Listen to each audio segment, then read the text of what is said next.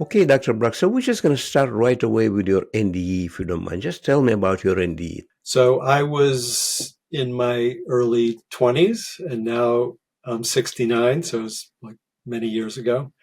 And it was a time in the 1970s, and I was smoking pot and drinking and some other things. And, that was kind of my lifestyle back then.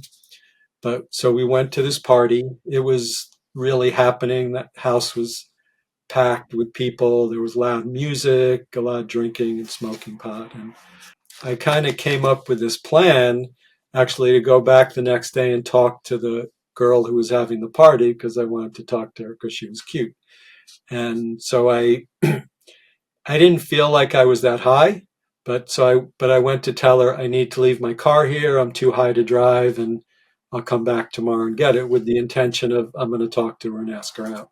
So I had my friend drive me back to my parents' house. When we were almost there, I realized my sister needed the car, and it was this little Ford Bobcat. And so I had him drive me back to the party, and I got the car.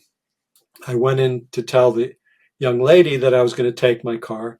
I remember a little bit walking through the party to go tell her, and slightly remember leaving, heading toward the door and then walking on the path to my car. And then the next thing I remember, I was out of my body in the white light above my car. The car was totally smashed. My body was leaning against a tree like this, and my legs on the ground straight out. My head was cracked open, and there was a police officer crouching over me. Where I was, it was all white light down where the car was, and my body, it was nighttime, it was dark. And then behind me, there was a big circle of white light, and within there was like a full silhouette of a being that was radiating all different shades of white light. Um, my main experience was very kinesthetic in feeling. It just felt like a perfect summer day. Now, I like summer. For some people, it might be the perfect winter day, but it just felt so nice.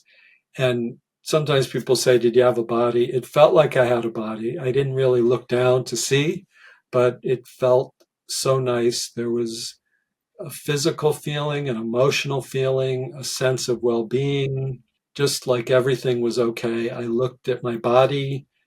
It didn't even really affect me. I looked at the car, it just seemed like everything was fine. I don't know how long I was there. It didn't seem like it was just a few seconds. There was something like a realization, but even that doesn't quite describe it because there was nothing like in our physical process. We go in our mind from one place to the next, and there it was just there, like realizing things are good, and there was loving and all these nice things. Then the being behind me said, "You have to go back. Your father wants you to stay." And I knew right at that moment the father that the being was referring to is not my physical father, but God. And that part was obviously a spiritual part. So I went back into my body and came to 3 days later in the hospital. When I came to, I knew this had happened, and there's never been any doubt in my mind that it happened, but I didn't know what happened. It was before people were talking about near-death experiences or anything like that. And I'd seen sci-fi, like Star Trek. I really like to watch. I had read autobiography of a yogi before that, and but it's not like I put two and two together and realized I had a spiritual experience. It was just like I didn't know what to make of it in my thought process. So until now, you don't fully understand what happened. I mean, I do more and more, but there's always more to learn and always more. You probably started researching the subject, started reading about it, but back then it was in the 70s, right? There was nothing, no information about it. Yeah, So did you talk to yeah. anyone about it right away about this? Did you tell anybody? I told a couple of people. I told this woman's sister who I was very close to in Colorado. I mentioned it, but not even sure how to talk about it. I didn't really do research. I mean, right now with the internet, I'd go on and look it up right away, but I didn't even cross my mind to go to the library or even thinking that it was connected to dying. I it didn't. That's not. That wasn't in my head at all. What was your first thought? What did you think that happened to you? That is a good question. So, I mean, I had some other things happen back in those days, and I just kind of, shrugged it off like it wasn't a question. Like I guess it was kind of that part of me that is very spiritual knew that it. I don't know. I didn't make that big a deal of it. It wasn't like I was consciously searching. It was kind of like something in me changed and kind of pushed me on this search. And I've met people, teachers, people like this woman, and so then she introduced me to a Sufi sheikh who's a teacher. The Sufis are the Islamic metaphysical part of the Islamic religion. And when he started to talk to me about some of the things he talked to me about, that's when it started to make sense. My experience of understanding all this stuff wasn't even really in a straight line. And it was getting little bits here and there, and then understanding something later, and then what happened back then made sense. And but yeah, it wasn't like, oh yeah, near death experience. Oh yeah, healing powers. Oh, this. It was a little confusion and not sure. And I'm a very kinesthetic person anyway. So in this case, it was a good thing. I wasn't looking to label it necessarily. I was going with my experience. All right, you said that you had some more experience, something similar. Yeah. That was before your NDE or after NDE? Because you said you were smoking pot. Oh, It might be influenced by the by the drug too. So, I never had anything like that from smoking pot, but I've had, I mean, since then, with certain teachers, there are these miraculous experiences, and now things that I do, I kind of know how to do that.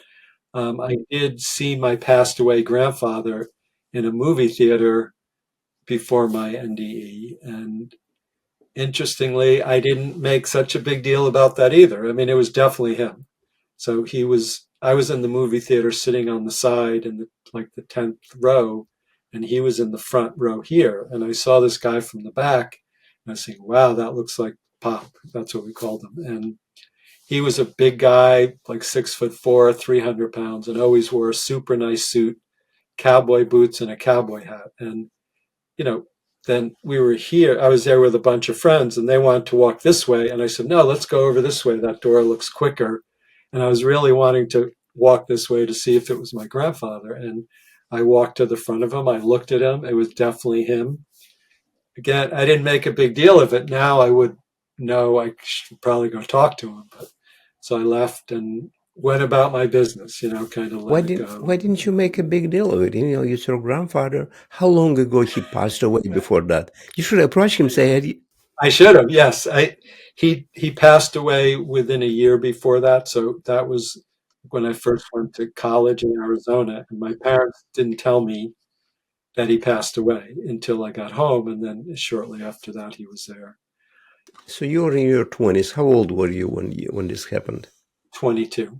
22. You're about to finish college at that time, right? Yes. Okay. And how this experience changed you, like the way you were before that and after that? Yeah. It changed me. Yeah. Again, a lot of the things were not conscious, but something in me, inside of me, has been drawing me, like meeting that woman, her just showing up at my door, and she introduced me to this teacher, and I spent a number of years studying with him. I kind of wanted to know it, but part of me just wanted to go back to a normal life, and it took a while to surrender. So I mean, things just happened to me that it's like my mind was one way, but the rest of me was another way. So I was kind of questioning it, and almost like anyone trying to find themselves, but there was this whole another dimension to that from my near-death experience. Okay, you mentioned that you read the autobiography of Yogi Over Yogi. Did you read Yeah. that before this experience or after this experience?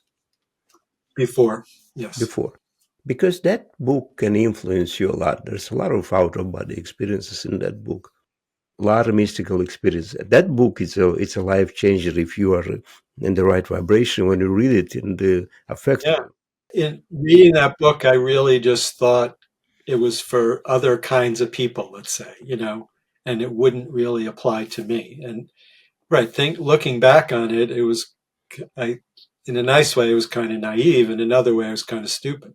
Like, why didn't I put two and two together? But that, yes, the things in that book had a big effect on me as I evolved and integrated my near-death experience and integrated those things that I learned from that book. Okay, so when this accident happened, what actually happened? Because somebody probably told you, the police at least should tell you what happened. What happened? They didn't. I must have fallen asleep and smashed into the tree. Okay, so you started driving and you smashed into the tree. How far away from the party did you drive? It wasn't right there. It was at least 10 miles. I Okay, probably so could you. look it up because Uh-huh. yeah. So the party was in Mamaroneck, New York, and where I crashed was in Portchester, New York. So there's Mamaroneck, Rye, and Harrison, and then Portchester. So it That's was, a a few. countryside. I'm not familiar. It's a countryside over there. What It's suburbs, the suburbs? suburbs. Okay. Yeah. So you drove for 10 miles. Yeah. What is your, at least in your medical report, should say how long you were out, how long you were unconscious. Yeah. So it was in the 1970s. And as far as I know, I mean, I did ask my dad years later, and he said the doctors didn't really tell him very much. And I think that was more common back then. So, I mean, I knew I was unconscious for 3 days because I came to, and it Okay. was 3 days hmm later. That part I knew. A lot of the medical details I didn't know. There's something I do remember is when I was about to be released, I was in the hospital bed and my parents came in and the neurologist was there. We were kind of standing in a circle and he was telling my parents some details, I think. I don't remember exactly, but then he kind of left the circle and I was, going to be with my parents and his face came very close to mine and he said, "You're lucky." Like, and he had this smirk on his face and he didn't say you're lucky to be alive, but I'm pretty sure that's what he meant. Okay, you said you were unconscious for 3 days. That's all you've seen in three Yes. days, this light, and you you've seen the figure, a light figure, and that's all you've seen, or there is any more mystical That was experience? that was before the 3 days. So the Okay, 3 days, all I remember is once in a while, almost coming to consciousness, seeing kind of foggy images of people around, medical okay. So people. 3 days you were like not exactly on the other side anymore. You were in the hospital. Right. Sometimes I wonder if more happened then that I just wasn't aware of. But hmm the biggest thing is it opened the thing in me for this spiritual unfoldment that has urged me and pushed me, sometimes against my choice of to be involved with this kind of thing. So again, I'm going to ask you the same question. How this experience changed you as a person? Did anybody close to you see changes in you, over time? Not that it was me kind of observing these changes in me. So it was like in my mind, again, I didn't know how to describe it in my mind, but so my hands did start to become warm when I touch people, and other things were happening to indicate something happened to me, but I didn't know what it was. It was almost like part of me got changed, but my conscious part didn't get changed, and I was resisting a bit and learning, and something would happen, and I go, wow, that's kind of interesting. Something must have happened because I started meeting people, and something happened that I was able to help people with healing stuff. But it wasn't, again, I wasn't thinking, oh, I'm healing. It, I didn't know I didn't know the mindset of how to get into it. Did you acquire any special abilities after this experience? Yes. So my hands became warm. And again, it was kind of discovering it over time. But the first thing that happened that made me even start to think of it was a friend of mine twisted his ankle, and I almost just instinctually reached and put my hands on it. And he felt the warmth, and he said his ankle felt better. The other thing that happened was my next door neighbor, so there was my next door neighbor, his father, and I spent years knowing these people, and then his father, so the grandfather. And the father said, was talking to me about his father being sick, very sick, and about to pass away. And I said to him, I'll pray for him. And I did, and went and prayed for him, and I felt something happen. And in a certain way, when I said I'd pray for him, I was almost kind of joking around, but also knowing that I was going to do it. And the next time I saw the father, he said something happened, because he went that day from basically about to pass away pretty much any moment. And he was much happier and healthier and lived another few months. Again, it didn't sink in, kind of naive of me to think, well, why isn't, I didn't register it as something that happened. I didn't connect it directly to my near death experience, but I didn't disconnect it. It was all not clicking in my head. So, and then some other things happened, and, I met the teacher and he started to talk to me, and I just coincidences kept happening and pushing me in that direction. So, how did this experience help you in your life? What maybe just messed up with your life? I don't know what changes made it in your life. Well, it did put me on this path, and now my life is very focused on the spiritual and healing work. So it just put me on a whole different path of meeting people and meeting teachers, and it it wouldn't be that uncommon for someone in their 20s to feel like the world made no sense. But the things I discovered after that I don't know if I would have discovered without my near-death experience. Okay, did you become religious after this? I never really became religious, although I'm not against religion in any way, and I've studied religions, but I'm always looking for the spiritual part. So I was born in a Jewish family. So, but after my near-death experience, I definitely believe in Jesus Christ. Some people would say that's not Jewish. I don't label it as Christianity or Judaism. And I studied with the Sufi Sheikh, who's Islamic, and I love things in that religion too. Okay, you So, read Autobiography of a Yogi. Have you ever been to any yes. of Paramahansa Yogananda's temples? There are several in America. No. The reason I'm asking is this. He started his organization, it's called Self-Realization Fellowship. He started it Yeah. he started in Los Angeles back in 1920. And there's many temples in America, in Arizona, and most of them are in Southern California. So when you enter the temple, at least the one I remember I was visiting when I was in LA, it says Church of All Yeah. Religions. Church of All Religions. Everybody's welcome. You enter That's there great.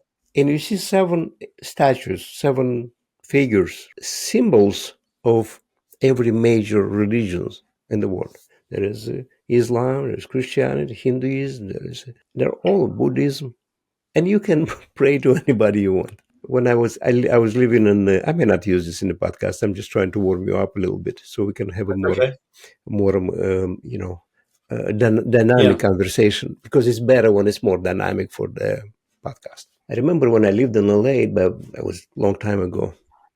I was going to a film school over there, and I lived right like 2 blocks from that Self-Realization Fellowship temple, but I never visited.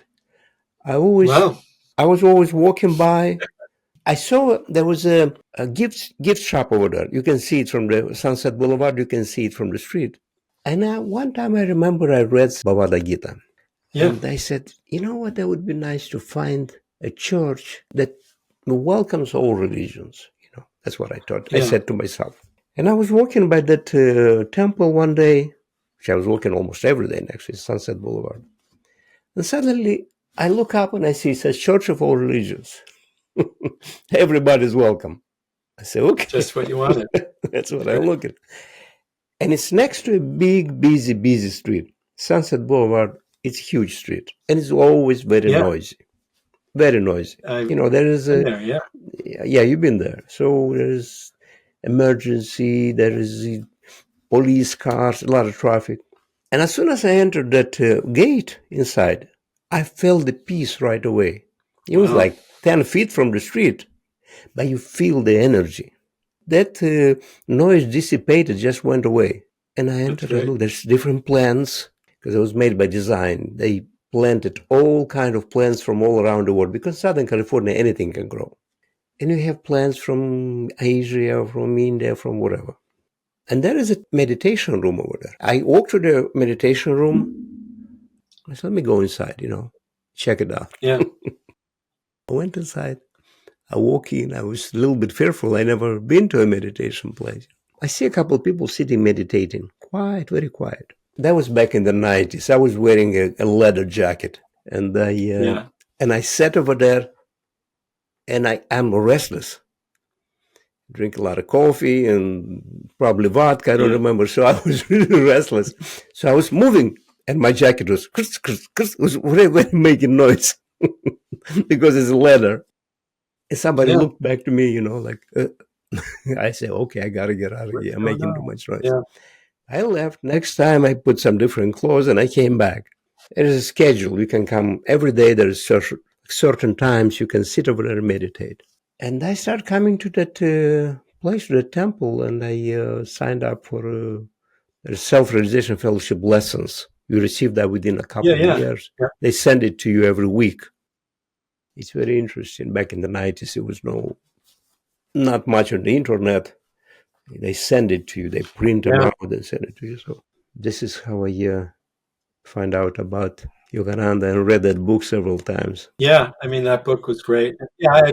So the thing similar for me, meeting the Sufi Sheikh, and I spent time. I went. He had a center in Boulder, one in Vancouver. He spent some time in New York City and in Texas. And so, but for about 10 years, I was very involved with his teachings and, reading the Mathnawi, which is what Jalaluddin Rumi wrote, and prayer, chanting and all that stuff within that religion. And it just really taught me about the spiritual loving that really means a lot to me. But he would say to me, and he said a number of times, that he's not really my teacher, but I could hang around him until he would say, until we find your teacher. And in the beginning, I was asking him, who's we? What are you talking about? Most of the times when I asked him things, he wouldn't answer me, or he would say, you don't need to know that now. But I learned a lot from being around him. And so surprisingly, at first he started to talk to me about Mary, and I really connected to that. And he would say how he would talk about how open Mary was to receive the Christ energy. And when he says that, and even when I say it now, I just start to feel this energy coming in. And that's kind of what I've experienced in my near death experience. Then when he started to talk about Jesus, that's when I go, oh, that being behind me was Jesus. And it's still, when I say it now, I almost want to close my eyes and go there, start meditating and do that. So a lot of the things I learned in the beginning were from him. I had some really cool direct spiritual experiences with this guy. I don't know. Again, it seems kind of naive, but it took me a while for my mind to get it and really like let it really into my body and really own it, I guess. Let me give you a straightforward question. You may ask it or may answer it or not. Do you consider yourself awakened? Uh, you know, the answer is there's more to do. So awakened is kind of a done thing. And I know I would say compared to some people, I'm more awakened, but I think there's more for me to discover and more for me to know I what it think is. enlightened is like nothing else to do. You're enlightened, but awakened, you get on the path and you move until whatever you get enlightened. Yeah, So I think you are I awakened. just think there's way more, You probably became awakened when you had an NDE. somewhat again. So there's more to do. Sometimes it's, I'm very connected into this amazing thing. And then it's like, even sometimes like then I had to close my eyes to continue to talk because the energy comes in. So yeah, those words are like, talking like it's completed. But as I said, I think there's more to do, more to learn, more unfolding, more to see spiritually. Like I could see a lot of really cool things, in the spirit, but it just seems like there's more. Now, what's your specialty? What do you do right now? You heal people? What's your Yeah. business in the spiritual Uh, yeah. Yeah. spiritual So community? I mostly work, yeah, I mostly work on video with people, sometimes just on the phone. How do you And help them? Do they ask you like advice or they are depressed? What's happening? there's all sorts of people. Some people have physical ailments, some people have mental or emotional ailments. Some people are really sick. There's some people that are just want to be more aware spiritually. Part of it is clearing blocks or negative things that are in the spirit. There's some clearing patterns that started in other lifetimes. Usually there's some of that that goes on. There's part of it of kind of seeing where the person's path is, kind of, and talking to them and getting them to open up to allow the spiritual energy to come into that to move. Sometimes it is just kind of holding this energy there and talking to them, somewhat related to what their issue is, but more kind of distract their mind so they can let the spirit in without interfering it with their mental process. So you don't have to see the person in person to help them. You can do it online, like right now. Yeah, I do it. Sometimes I don't even see them ever, even because it's not on video. It's even just talking on the phone. Sometimes people ask me to work on people that I don't never even talk to them. Like a lot of times people ask me to help their kids. As I can show you the picture or the video of a person. I normally don't even need to see them in any way. It's almost like you connect through, like, like a mother would have a natural connection to their kid, and then I can look at that connection and see how to connect, kind of, or just I don't even need to really understand. It just automatically happens. I'll tell a good experience might explain that. I do house clearings also, and my sister's a realtor, and so one time, and anyway, one time at a family dinner, she asked me if I could do house clearings. And I said yes. And she said she has two houses. And then she kept saying, do you need the address? I said, no, I don't. But she kept asking like she needed for me to have the addresses. And it ended up being good because as soon as she told me the first address, this purple light, just this ball of purple light showed up there. And it was like, wow. And I could see the house was clear. And I didn't really have to understand too much at all. A cool thing happened. She got an offer the next day for that house and it sold. What I didn't know at the time, and I found out some months later, those people were trying to sell that house for like 7 years on and off and weren't able to sell it. The other house she asked me to clear, I was it takes time sometimes, and it's almost like meditating on the place, and it wasn't quite jiving, and I couldn't get it to be the way I'd like to see what it looks like energetically. And I said, I think I need to go see the house because it's not quite clicking. And then I went there, and as soon as I went down the street, I could see that house had too much energy around it compared to the neighborhood. And that was interesting because, and then there was also something that the builder kind of was too attached to owning the house. So I was able to do something to tone the energy down a bit. And then I said to my sister, you got to just give him a little bit of money, like as a down payment towards the house. So he's letting go of it. And then shortly after that, it sold. But the first one, I didn't need to really know very much about at all. The second one, I needed more information. So that's similar to working with people. Sometimes you need more information. Once in a while, I do ask for a picture of someone if, someone asks me to work on their relative or something. Most of the time, I don't need that. Though. So you can be in business with the real estate people. Like, for example, you working with your sister. That's a good thing. You're helping Yeah, her to clear the houses and she sells them. yeah, yeah, yeah. Sometimes, yeah. Once in a while, she'll ask me to do stuff like that, so it's helpful. In the beginning, I wasn't asking her to pay me money, and then she said I should pay you because I'm making money. So then she started to, which was good. When you do these sessions with people over the internet or whatever, you charge them for the sessions, right? Yeah, I do. Yes. Okay. Is it Yeah, I think expensive? that's usually very important. Some people say it's expensive. I charge $300 an hour. I don't think it's that bad. I know people that kind of do what I do that charge more than twice as much as that. Usually it's important that someone pay because it's really like them, then it's like them fixing themselves. Like you might pay someone to paint your house and then it's you painting your house. So it's important usually for people to pay. Once in a while people contact me and they say I can't afford it. And, I know most of the time people can, but once in a while, I do my process of checking spiritually if it's okay. And If I show you a picture of an apartment, can you just yes, look at the apartment and tell me what's the energy of that apartment? possibly yes. Anytime anyone asks me anything, it's sometimes I can. Like sometimes it just happens, and sometimes takes more work. The focus on what I do is not to get information. So I get information if it facilitates healing. Like you're asking me about an apartment, like the energy starts to go there already. So it's possible. Does it matter what's wrong with it if you know how to get it right?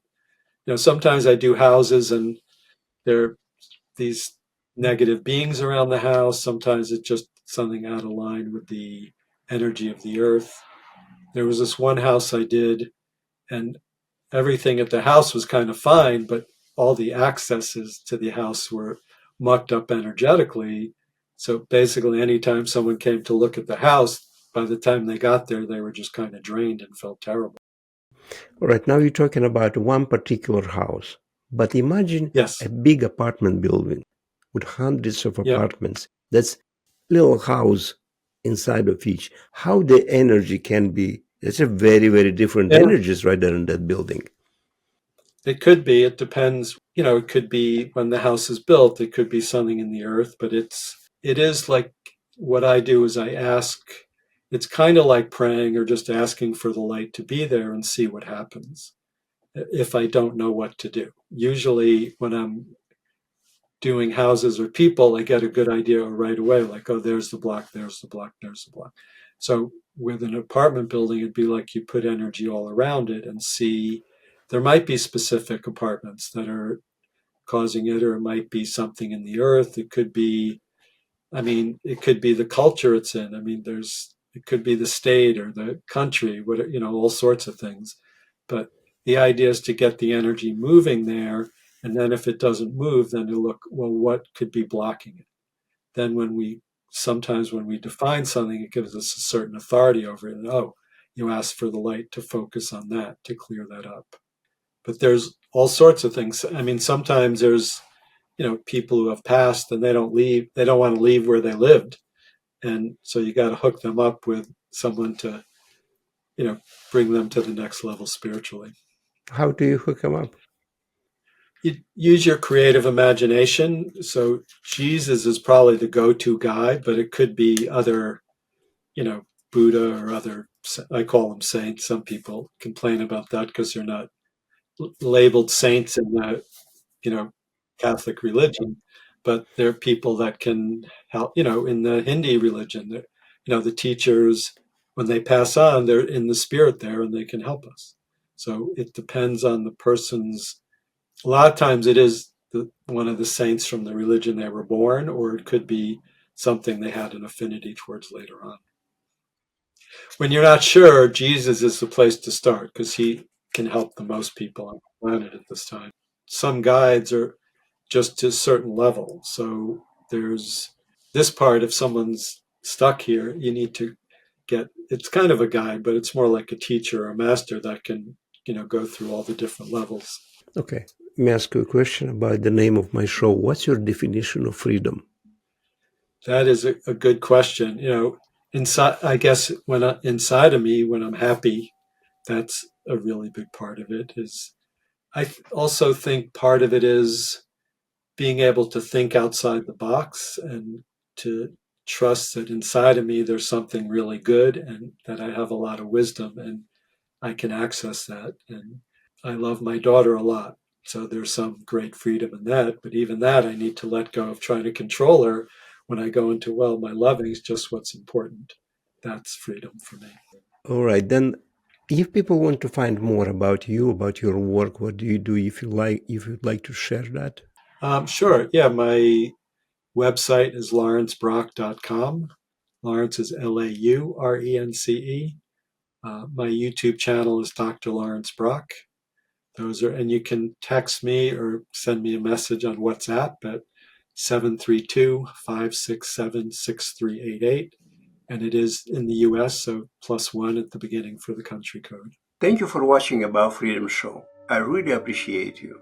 Click on one of the videos below and don't forget to subscribe.